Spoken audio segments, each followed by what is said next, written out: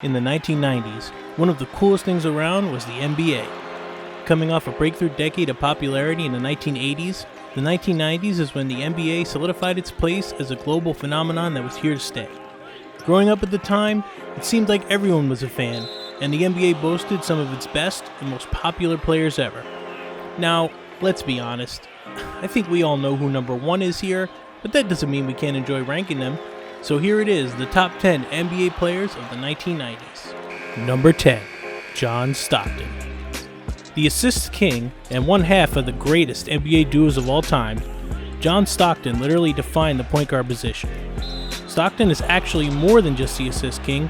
He's the assist god and is far and away the NBA's all-time leader, having more than 4,000 assists than Jason Kidd, who is number 2 on the list.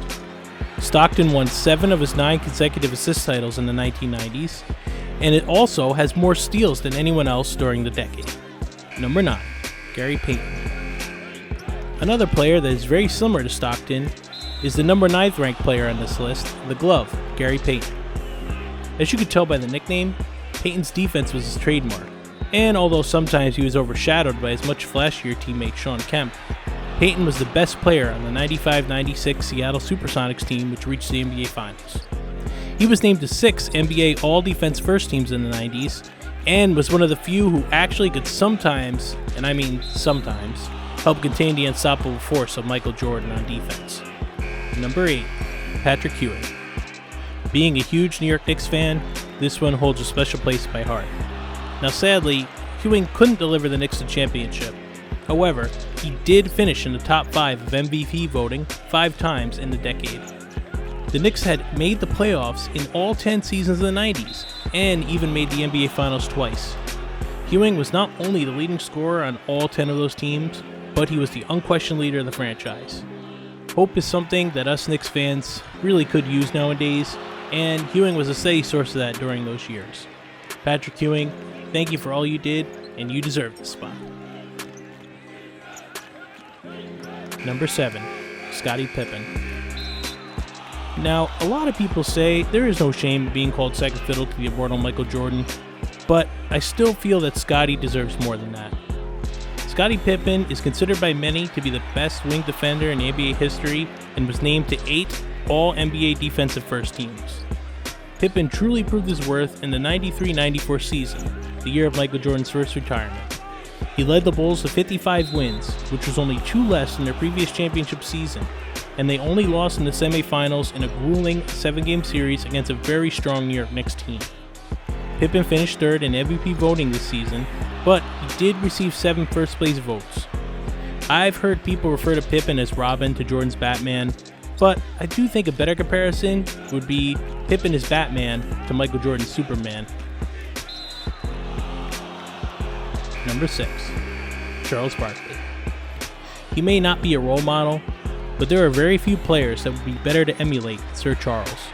The only player on this list to play for 3 separate teams in a decade, the round amount of rebound actually won the MVP in the 92-93 season, beating out Michael Jordan at the peak of his powers. I took offense to that. Even though he's one of the many that were blocked from winning a ring, mainly because of Jordan, Barkley's greatness and performance in big games cannot be denied. Think of him as a Dennis Rodman who could also score. Barkley was the most dominant force in the game, that is, until the arrival of the next man on this list. Number 5, Shaquille O'Neal. Perhaps the most famous player in history besides for Jordan, Shaq burst on the scene in the 92-93 season, winning the NBA Rookie of the Year and instantly becoming a pop culture phenom. Perhaps best known for his multiple championships with the Lakers in the early 2000s, Shaq spent most of the 90s with the Orlando Magic, and they were the only team that decade to beat the Bulls in the playoffs en route to their 1995 NBA Finals appearance. His power and explosiveness was just too much for teams to handle, as he would easily dominate any defender. Shaq made his first All-NBA First Team in the 97-98 season on the Lakers, and was the 94-95 scoring champion. Number 4, David Robinson. Now, you want to talk about a player who could do it all? Well, the Admiral David Robinson was that guy. Robinson won the Defensive Player of the Year in the 1992 season, and then, 2 seasons later, scored an impressive 71 points on the season's final day to win the scoring title. He won the MVP in the 94-95 season, and only Michael Jordan had a higher player efficiency rating in the decade. In 1999, Robinson achieved the ultimate goal that many on this list weren't able to do this decade and won the NBA championship with the Spurs over the surprising Knicks team. Number 3, Karl Malone. The mailman was truly one of a kind. Malone was named to the All-NBA First Team every year of the decade, made the playoffs in all 10 seasons, scored more total points than anyone else during the decade, played in 785 of a possible 788 games, and his team had the NBA's second best record behind only the Chicago Bulls. Malone led all players in total points in the 90s and scored more points during the decade than anyone in the 1980s, 2000s, or 2010s. One also can't forget that he even teamed up with wrestler Diamond Dallas Page to wrestle Hulk Hogan and rival Dennis Rodman at WCW's Bash at the Beach in 1998. I know that has nothing to do with basketball, but it's still pretty cool. Perhaps the only thing Malone didn't do was win an NBA championship, although he did help the Utah Jazz reach the NBA Finals twice. Number 2, Hakeem Olajuwon. Hakeem truly was a dream for fans of the Houston Rockets, or just about anyone that liked to watch great basketball.